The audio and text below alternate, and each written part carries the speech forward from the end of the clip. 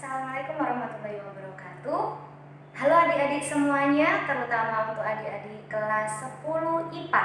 Nah, selamat datang di channel YouTube SSC Area Jombang. Di sini kita akan belajar online terkait materi biologi. Materi biologi semester 2 bab terakhir, yaitu tentang pencemaran lingkungan. Oke, di sini akan saya bahas terkait materinya terlebih dahulu. Nah, kemudian nanti kita akan membahas soal dikaji latih. Oke, yang pertama kita bahas terkait pengertian. Nah, pencemaran lingkungan, kita ke pengertiannya terlebih dahulu. Pencemaran, kata kuncinya ya, pencemaran itu sama dengan perubahan. Jadi kalau adik-adik mendengar istilah pencemaran, berarti dia itu sama dengan perubahan. Nah, kalau di sini konteksnya adalah pencemaran lingkungan, berarti perubahan lingkungan. Berarti di lingkungan itu sudah mengalami perubahan. Nah, apa yang menyebabkan lingkungan itu mengalami perubahan? Ada banyak faktor ya. Nanti kita akan bahas di penyebabnya. Nah, penyebabnya di sini ada faktor alam dan juga faktor manusia. Kalau faktor alam yang bisa menyebabkan terjadinya pencemaran lingkungan bisa gempa bumi, kemudian tanah longsor dan juga banjir.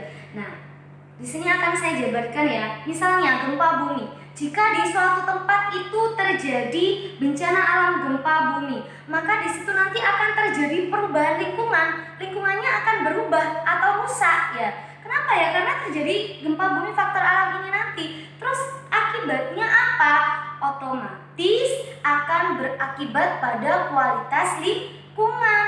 Kualitas lingkungan tidak akan sama dengan sebelum terjadinya gempa bumi, karena kualitas lingkungannya otomatis akan turun sehingga tidak bisa berfungsi sebagaimana mestinya. Sama halnya dengan tanah longsor dan juga banjir. Ini hanya 3 contoh yang saya sebutkan, masih banyak contoh lainnya seperti tsunami dan lain sebagainya. Oke, berikutnya kita ke faktor manusia. Di faktor manusia ini kita lebih berpacu pada aktivitas manusia itu sendiri yang bisa menyebabkan perubahan atau kerusakan lingkungan. Contohnya apa? Contohnya membuang limbah sembarangan. Limbah ini bisa dari limbah rumah tangga ataupun limbah industri ya, industri pabrik dan lain sebagainya. Jika misalnya limbah rumah tangga ya, jika penduduk membuang limbah rumah tangganya itu sembarangan, misalnya dibuang di sungai atau dibuang di selokan, maka di situ nanti akan mengganggu proses aliran air sungai. Nah, kalau aliran air sungainya itu terhalang oleh limbah rumah tangga, otomatis nanti akan bisa menyebabkan bencana alam yaitu banjir, sehingga nanti bisa mempengaruhi kualitas lingkungan itu sendiri, seperti itu. Nah, selain menyebabkan banjir, contoh lainnya ya, jika kita membuang limbah sembarangan, otomatis juga akan menyebabkan bau yang tidak enak atau menyengat di lingkungan yang terpapar atau dibuangi oleh limbah tersebut. Nah, kalau sudah menebarkan aroma yang tidak sedap, otomatis nanti akan menyebabkan pencemaran udara ya, seperti itu. Nanti akan kita bahas terkait macam-macam pencemaran. Kemudian, menebang hutan sembarangan atau yang biasa kita sebut dengan illegal logging. Illegal logging ini tidak boleh, teman-teman. Kenapa? Karena kalau misalnya illegal logging ini terjadi ya, jika tumbuhan itu ditebang sembarangan tanpa memilih terlebih dahulu atau tidak menerapkan prinsip tebang pilih, maka nanti jumlah tumbuhan yang ada di bumi juga akan berkurang. Kalau jumlah tumbuhan itu berkurang, otomatis akan berdampak besar pada lingkungan. Kenapa? Karena mengingat tumbuhan itu fungsinya untuk apa? Tumbuhan itu fungsinya dalam kehidupan sangat penting sekali. Di antaranya ya, karena tumbuhan itu bisa melakukan fotosintesis untuk menghasilkan oksigen. Nah, kalau misalnya terjadi illegal logging, maka yang pertama dampaknya yang pertama nanti jumlah oksigen yang ada di lingkungan akan berkurang. Nah, selain itu ya, sedangkan di lingkungan sekitar otomatis kan banyak manusia, banyak hewan yang setiap detiknya melakukan proses pernafasan atau respirasi yang menghasilkan zat sisa berupa zat karbon dioksida. Nah, karbon dioksida itu idealnya kan dimanfaatkan oleh tumbuhan untuk melakukan fotosintesis. Kalau misalnya tumbuhannya itu jumlahnya berkurang, otomatis jumlah karbon dioksida yang ada di bumi juga akan bertambah ya. Jadi saya tulis di sini penyebabnya. Akibat dari illegal logging, jumlah CO2 meningkat ya. Kemudian jumlah O2 turun. Nah, selain itu bisa juga menyebabkan banjir. Apa hubungannya dengan banjir? Karena tumbuhan punya organ yang namanya akar ya. Akar tumbuhan itu fungsinya untuk apa? Di akar tumbuhan ada yang namanya apa? Organ jaringan pengangkut. Masih ingat kan ya? Jaringan pengangkut, di situ ada xilem dan ada floem yang berfungsi untuk mengangkut air ya. Jadi akar tanaman itu berfungsi untuk menyimpan cadangan air. Kalau misalnya tumbuhannya ini ditebang atau illegal logging, otomatis jumlah air yang ada di bumi ini juga akan berkurang karena tidak ada yang menyimpan. Akar tanamannya ini sudah ditebangi tanamannya, seperti itu. Oke, cukup dulu dari sini pengertian dan penyebab. Sekarang kita lanjut ke macam-macam pencemaran. Oke, macam pencemaran di sini ada 3 macam ya. Kita yang pertama dulu, ada pencemaran udara. Pencemaran udara ini berkaitan dengan atmosfer atau udara. Nah, contoh dari pencemaran udara yang pertama ada efek rumah kaca. Apa sih Bu efek rumah kaca itu? Nah, saya jabarkan di sini. Untuk efek rumah kaca, ya, efek rumah kaca ini nama lainnya bisa juga dikatakan sebagai greenhouse effect. Apa itu greenhouse effect? Efek rumah kaca atau greenhouse effect ini penyebabnya adalah yang pertama, karena jumlah CO2 yang ada di atmosfer itu tinggi.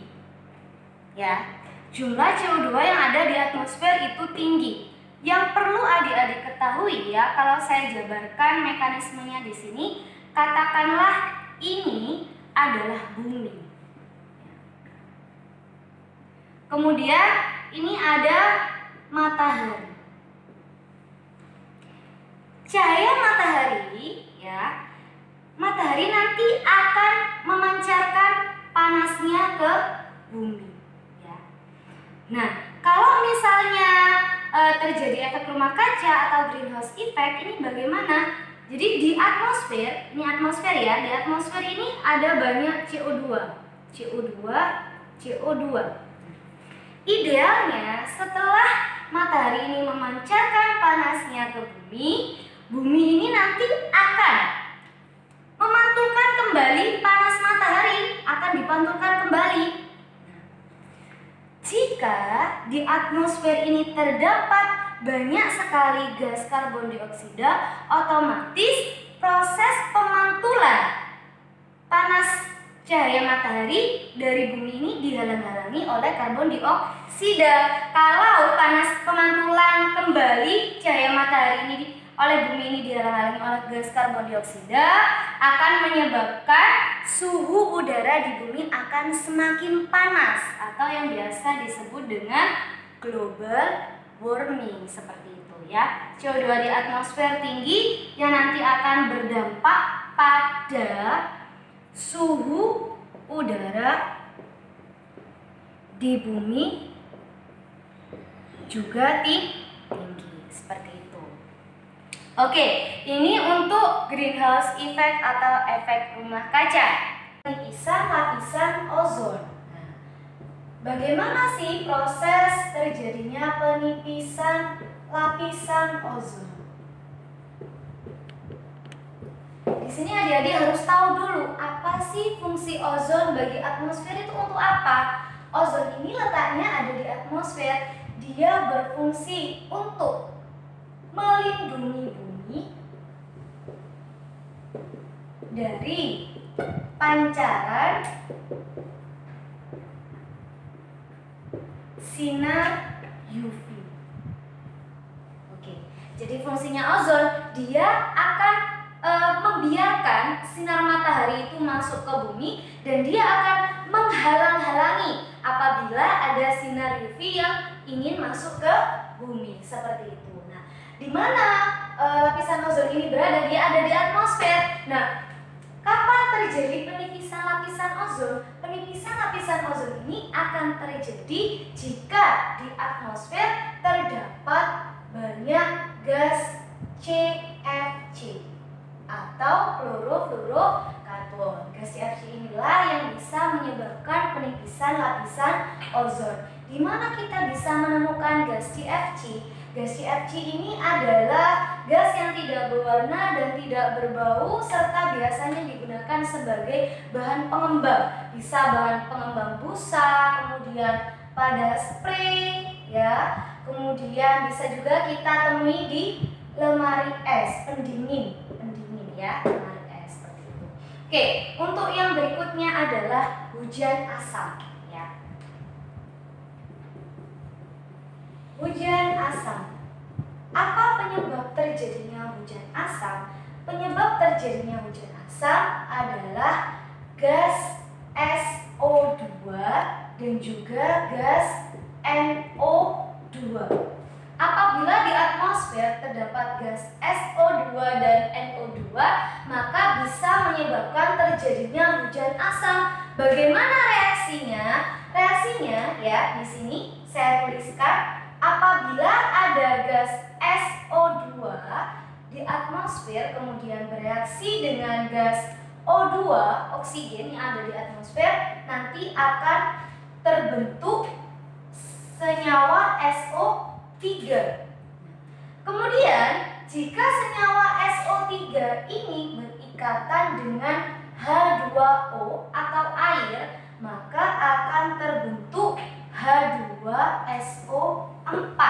H2SO4 atau yang biasa kita sebut sebagai asam sulfat. Jadi hujan asam itu terbentuk karena di dalam air hujan terkandung senyawa H2SO4 atau asam sulfat seperti itu. Oke, berikutnya kita ke pencemaran air. Pencemaran air di sini saya berikan dua contoh, ada eutrofikasi, kemudian ada penangkapan ikan menggunakan racun. Eutrofikasinya apa? Eutrofikasi ini bisa juga disebut sebagai penyuburan perairan. Kenapa dikatakan penyuburan perairan? Karena eutrofikasi ini penyebabnya bisa juga disebabkan karena senyawa organik. Misalnya para petani melakukan pemupukan, kemudian melakukan penggunaan pestisida yang berlebihan, itu juga bisa menyebabkan eutrofikasi. Kenapa? Karena nanti larinya bahan organik, pestisida, pupuk organik itu akan ke wilayah perairan. Kalau terbawa menuju ke sungai misalnya ya, nanti bisa menyebabkan penyuburan wilayah perairan. Biasanya bisa menyebabkan blooming alga atau blooming enceng gondong seperti itu. Nah, kemudian penangkapan ikan menggunakan racun. Ini juga salah satu pencemaran air. Apa maksudnya? Kalau orang-orang yang tidak bertanggung jawab melakukan penangkapan ikan menggunakan racun, maka nanti tidak hanya membunuh ikannya saja, tetapi juga membunuh biota air yang ada di lingkungan sekitarnya. Seperti itu. Oke, berikutnya kita ke pencemaran tanah. Pencemaran tanah di sini saya bagi ada 3 ya. Ada pencemaran kimia, pencemaran biologi, dan juga pencemaran fisik.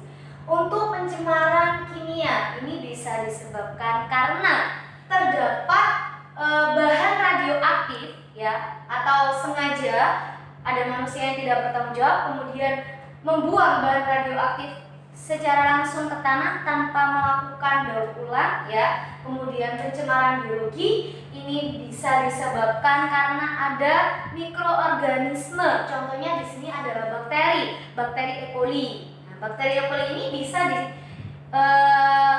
kita temui pada feses. Misalnya ada manusia atau anak kecil misalnya yang membuang hajat di tanah secara langsung, mungkin karena tidak punya septic tank ya, misalnya seperti itu. Nah, nanti akan menyebabkan pencemaran tanah karena di tanahnya nanti akan terdapat kandungan bakteri E. coli. Kemudian untuk pencemaran fisik di sini bisa disebabkan karena ada kaleng, kaca, plastik yang sulit terurai sehingga bisa menyebabkan pencemaran tanah seperti itu. Oke, cukup sekian untuk materinya. Setelah ini kita akan melakukan pembahasan soal kajilati. Oke, silakan disiapkan dulu soal kajilatinya. Oke teman-teman, sekarang kita lanjutkan untuk melakukan pembahasan soal di buku kajilati kelas 10 IPA ya. Di sini ada di halaman 27 ya, di halaman 27. Kalau tadi kita sudah membahas tentang teorinya, sekarang kita aplikasikan ke soal. Langsung saja untuk soal nomor 1, saya bacakan soalnya. Pada efek rumah kaca, CO2 dapat berkumpul di udara dan membentuk lapisan. Hal yang menyebabkan CO2 dapat melayang-layang di udara dan berkumpul di atmosfer adalah untuk soal nomor 1 yang ditanyakan adalah penyebab CO2 bisa melayang-layang di udara dan berkumpul di atmosfer. Kira-kira apa sih penyebabnya? Kita baca dulu optionnya. Untuk yang A, di sini karena CO2 dapat berikatan dengan oksigen bebas di udara. Apakah iya? Nah, coba sekarang kita lihat option yang B. Karena pencemaran udara yang tinggi. Apakah iya?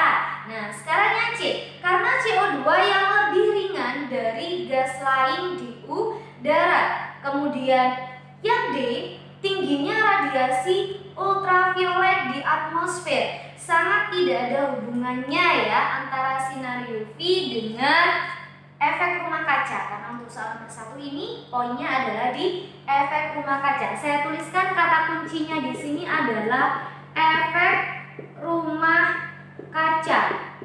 Kemudian penyebab CO2 bisa melayang di atmosfer. Sekarang yang E kita baca. CO2 mudah berikatan di udara dengan gas lainnya. Kira-kira yang mana ya jawabannya? A, B, C, D, atau E? Ayo saya beri waktu. Ya, betul sekali. Jawabannya adalah yang mana? Yang C. Kenapa jawabannya yang C? Karena alasannya ya, karena CO2 ini massa jenisnya ringan, bahkan lebih ringan dari gas-gas lainnya, sehingga bisa menyebabkan CO2 ini bisa melayang-layang di udara atau di atmosfer.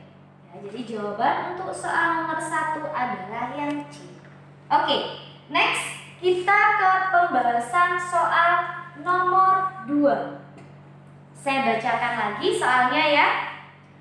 Pemanasan global di bumi akibat efek rumah kaca menyebabkan hal-hal berikut ini. Oke, masih berhubungan dengan efek rumah kaca. Pemanasan global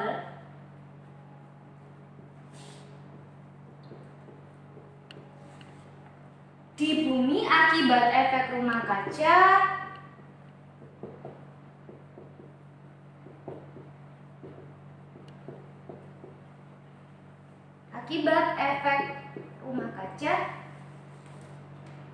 menyebabkan hal-hal berikut. menyebabkan hal berikut kecuali. Oke.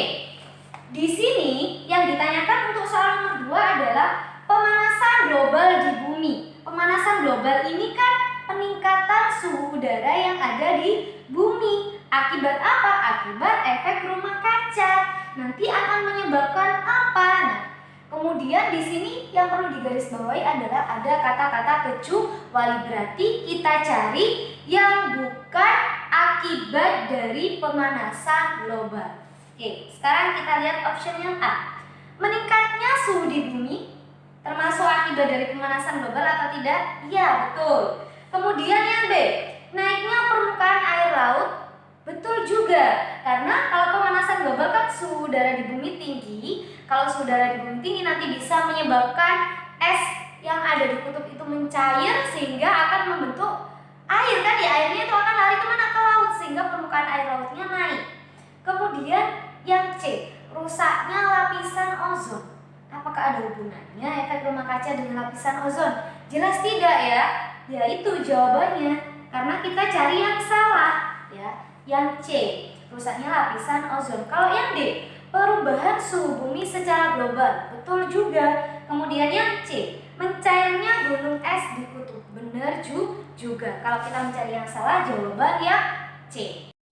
Oke, sekarang kita lanjutkan ke soal nomor 3. Saya bacakan soalnya. Salah satu usaha yang dapat dimulai untuk mengurangi pencemaran udara. Oke, kata kuncinya adalah di sini usaha untuk mengurangi pencemaran udara ya. Saya bacakan optionnya. Untuk yang pertama, mengurangi penggunaan minyak bumi. Nah, minyak bumi di sini biasanya digunakan untuk apa sih teman-teman? Untuk bahan bakar kan ya? Nah, kalau bahan bakar otomatis nanti menghasilkan zat sisa atau gas karbon dioksida. Kemudian kalau yang B, tidak membuang limbah sembarangan. Limbah sembarangan, kalau limbah ini lebih ke pencemaran air dan juga pencemaran tanah. Sedangkan yang di sini adalah yang ditanyakan untuk mengurangi pencemaran udara. Jadi yang B tidak. Yang C, memisahkan limbah organik dan anorganik. Nah, lagi-lagi limbah. Limbah ini hubungannya dengan pencemaran air dan tanah. Kalau yang D, mendaur ulang limbah atau barang bekas. Ini juga tidak. Yang E, mengurangi penggunaan barang yang terbuat dari plastik. Ini juga hubungannya dengan pencemaran tanah. Jadi yang paling tepat untuk nomor 3 adalah jawaban yang A. Oke, next kita lanjutkan untuk nomor 4. Saya bacakan soalnya. Manfaat dari mendaur ulang suatu barang bekas atau limbah adalah sebagai berikut, kecuali. Oke, berarti kita cari yang bukan manfaat. Bukan manfaat mendaur ulang barang bekas atau limbah ya. Oke, saya bacakan optionnya. Option yang A, mencegah pencemaran yang lebih parah dari limbah yang dihasilkan.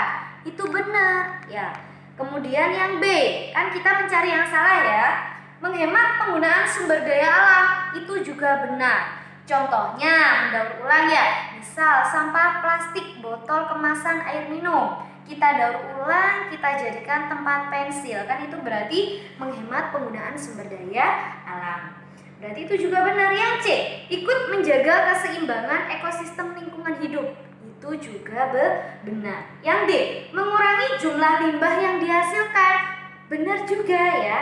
Sekarang yang E, tingginya polusi yang dihasilkan dari daur ulang limbah tersebut sangat membahayakan. Itulah yang salah. Jadi jawabannya adalah yang E. Karena mendaur ulang limbah itu tidak menghasilkan polusi. Seperti itu.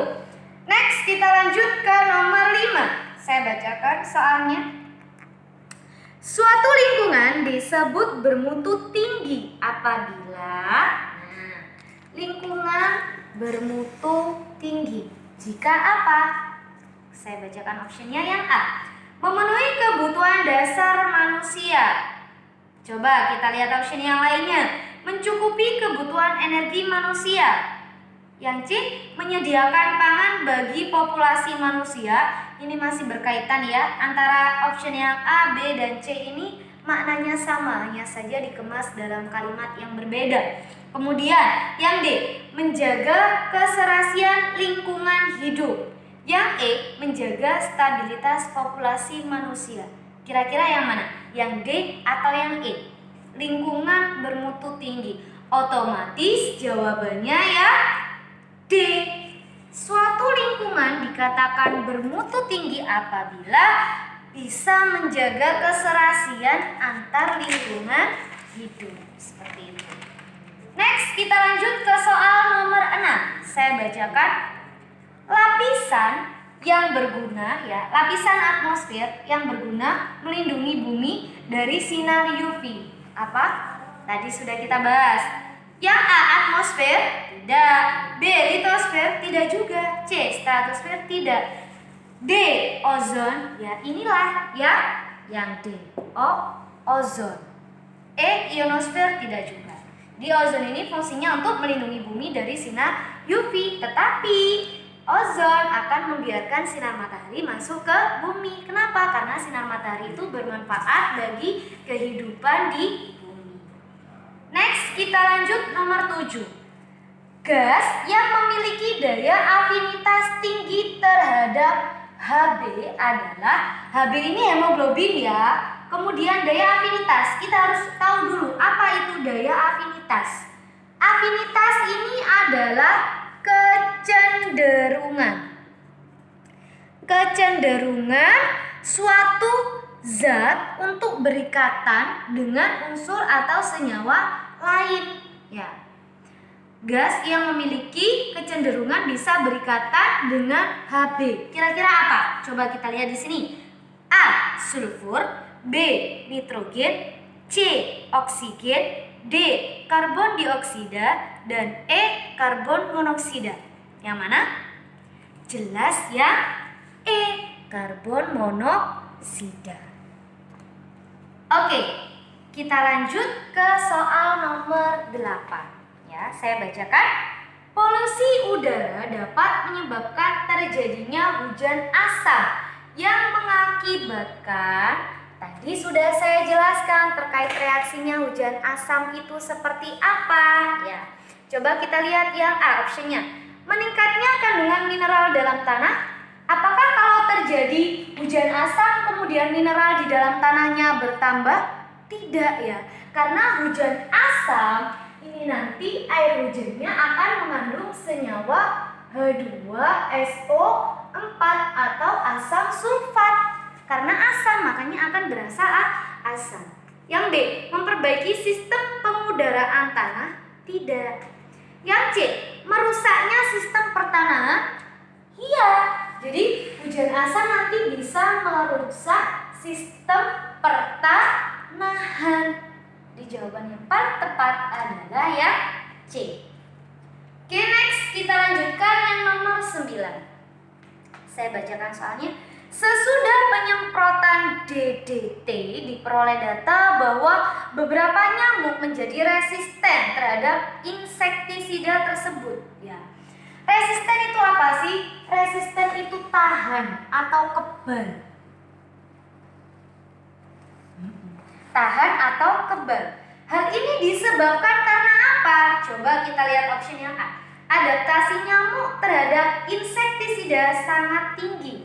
Tidak juga. Yang B, dalam tubuh nyamuk DDT akan terurai dan tidak berbahaya. Tidak juga.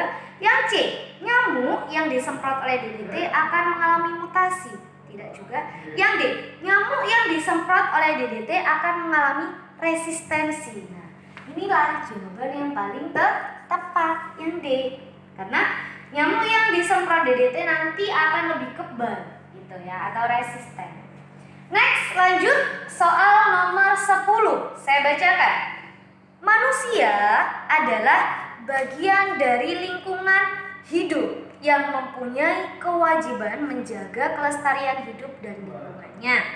Tindakan bijaksana yang dilakukan manusia ya, tindakan bijaksana yang dilakukan manusia untuk menjaga kelestarian lingkungan hidup itu seperti apa sih? Coba kita lihat yang A.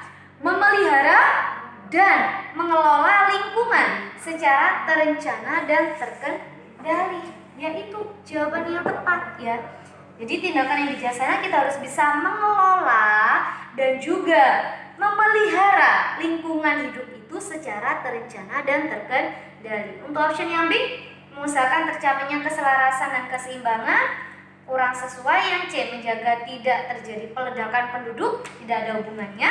Yang D, menjaga tanaman tetap berfotosintesis, tidak juga. Yang I, menjaga interaksi antara tumbuhan dan hewan secara serasi, kurang tepat. Jadi jawaban yang paling tepat adalah yang A. Oke teman-teman, untuk pertemuan hari ini saya cukupkan sekian. Semoga apa yang saya sampaikan, apa yang kita pelajari hari ini bermanfaat. Jangan lupa untuk klik tombol like, subscribe, dan juga share ke teman-temanmu jika ilmu ini bermanfaat. Oke, sekian dari saya.